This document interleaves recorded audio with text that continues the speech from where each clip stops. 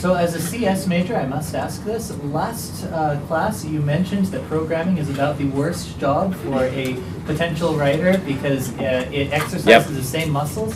What muscles are those? Well, I think he meant muscle. Yeah, you think muscles is metaphorical there.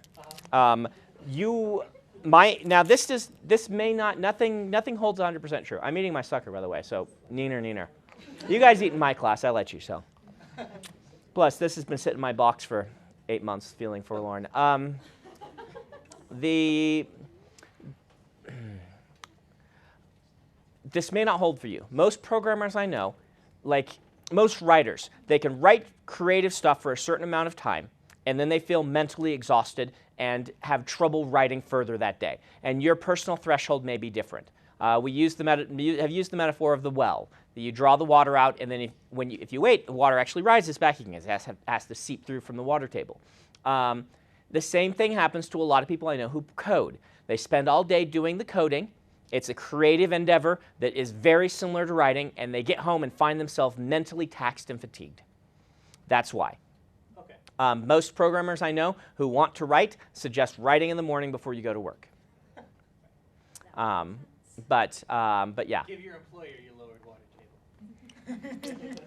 I'm just saying, passing along information that other programmers I know. I was just going to add, I actually have a degree in computer engineering from longer ago than I care to admit. And basically it was like an invitation to take a 5-year break from being a writer. Mm-hmm. That's not to say you can't do it. Eric James Stone is a programmer and a Nebula Award-winning writer. So it can happen. But just be forewarned that that's a potential issue. You may have to do your writing on Saturdays. Okay. Mm-hmm. Thank you. We talked very briefly once about writing under assumed names. Mm-hmm. Do you have anything more to say about that? I mean, obviously you don't. Yeah, pseudonyms.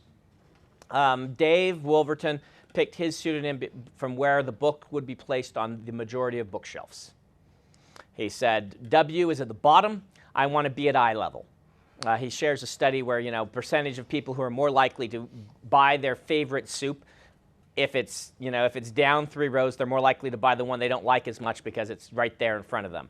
I don't know how true a lot of these studies are, but he wanted to be placed on the bookstore shelves in a certain place. So if you're picking a pseudonym, don't pick a Z. I would just suggest not picking a Z. I don't think it is as big a deal now as it might have once been, and I don't even know how big a deal it was back then. I'm an S, and I've done just fine. Rothfuss has done just fine recently, but it's worth considering if you're going to pick a pseudonym.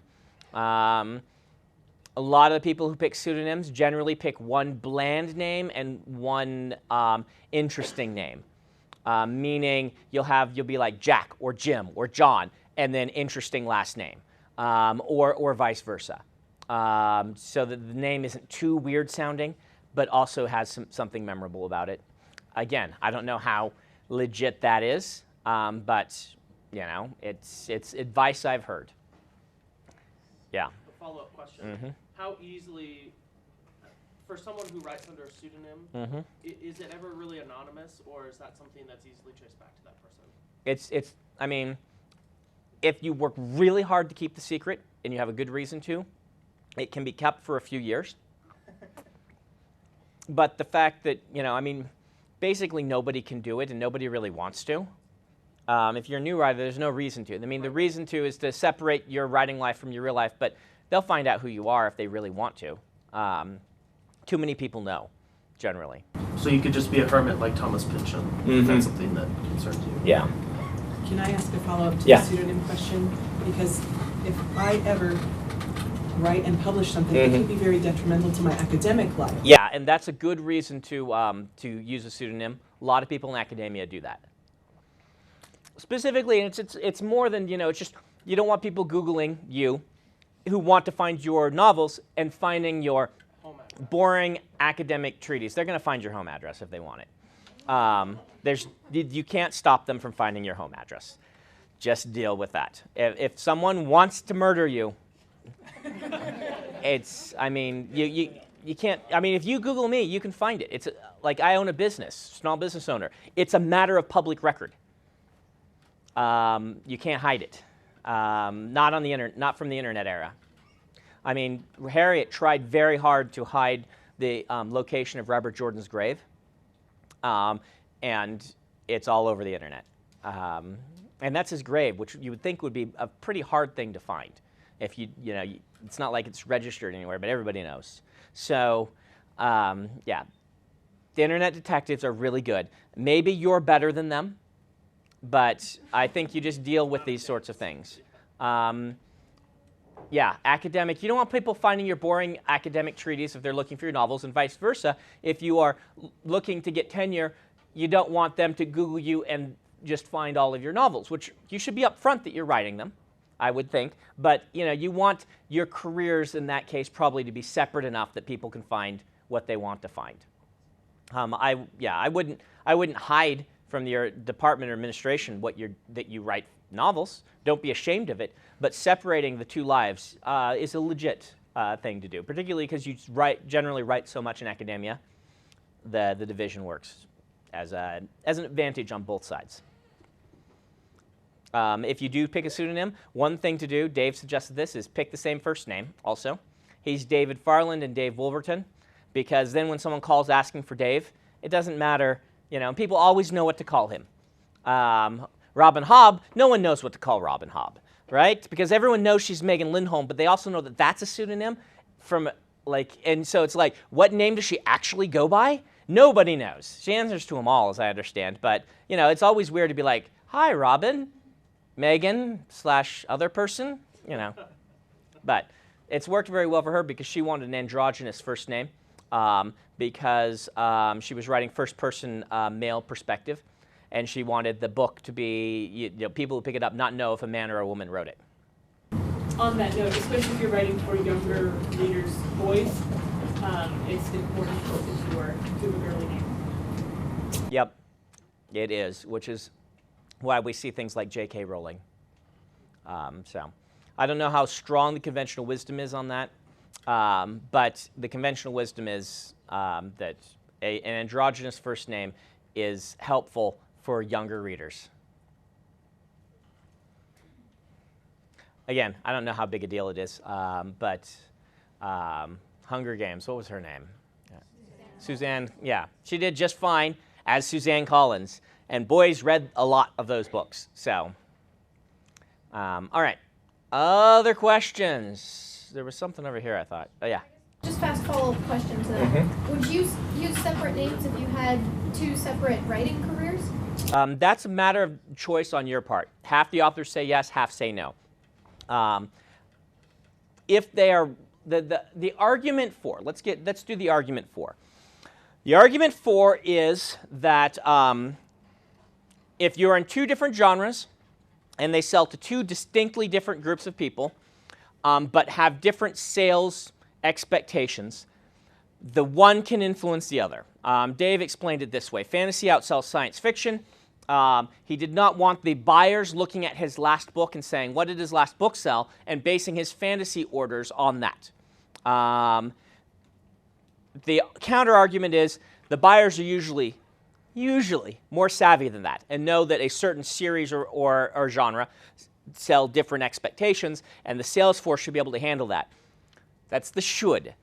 Dave didn't want to take chances. He changed his name when he launched into fantasy because he felt that division would help his fantasy novels to do better because of the expectations of what a science fiction book sells versus what the expectations of what a fantasy book sells. Plus, launching a brand new name kind of clears away any expectations. And so they don't know what to expect, particularly in the first book where you can kind of hide who it is. And so they can sell it as, this brand new cool epic fantasy series, which is what happened with Robin Hobb, too. I mean, they all knew who she was, but the idea is you could present it to the public as someone brand new. It was a blank slate. The sales were not capped.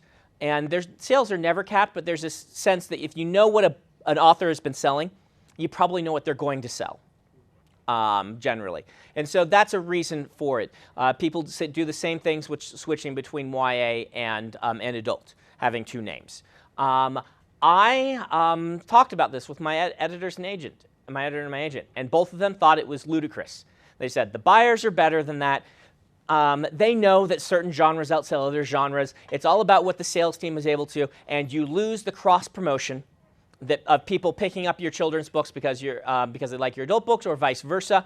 They thought it was ludicrous that I would have a different pseudonym. Other people think it's there's a very good reason for it. So, yeah. So my childhood was shaken recently when I discovered that KA Applegate, who did the Animorph series, Yes. was actually a group of 5 separate writers all using the same pseudonym. Yeah. How common is that? How does somebody get into that? You can pick the books that's for. That style of book is very different. It's almost always middle grade or the right before middle grade age. It is the long series. Hardy Boys were like this, Sweet Valley High, anything that's like an established brand across a long period like that is going to be like that. These days, it happens a little bit less than it did, just because those are kind of out of vogue, and they have this new big thing where it's like the 13 clues, right? Was that what it's called? Or the 39 clues? Those each had a different author, right? And they were just upfront about it. That's kind of the popular thing now. But what's going on with these types of series is often they're the boy bands of the writing world, right? Do you know what the difference between a boy band is? We are going to develop this in-house rather than going out and looking for a specific talent and promoting it. We're like, well, we think the market needs this right now. In-house, the editorial team gets together, maybe with one of their big authors, and they brainstorm something, they come up with something, they come up with a Bible for it, so to speak, is what they call it, and then they hire out a bunch of authors to write it, and it's an in-house production instead of a talent search. And those sort of things happen. Almost every author who works on things like that gets the job by having published other books and then being hired on to do one of these to increase their exposure and things like that. Animorphs and things like that of the old school, that doesn't happen as much anymore, but those sorts of things you could also just get hired on. They would go to like grad programs in MFAs and say, who wants to write one of these? We'll pay you 15 grand. Apply, send us an outline, and do it. There's a great essay online. I think it's on Salon or something like this. If you Google, Confessions of a Sweet Valley High author or something like that, someone try and Google it and find it. It's a fantastic essay about someone who wrote the Sweet Valley High is the one with the twins, right? Yeah, one of the ghostwriters on that, and she talks through how she got hired and the process of doing it, and that might give you more help because I've never done it. Okay. But yeah.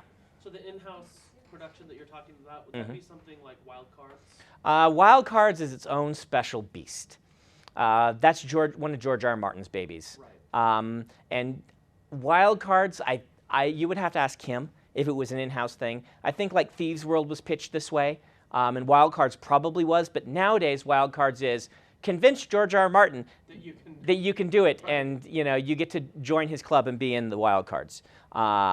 It's a very different thing from what it once was, but I think they tried some of those in the 90s, Thieves' World and Wild Cards, and they may be the same thing. They might be something different, though. Yeah. Yeah. This is unrelated. Yep. Okay, does anyone have anything related to this topic? Okay, go for it.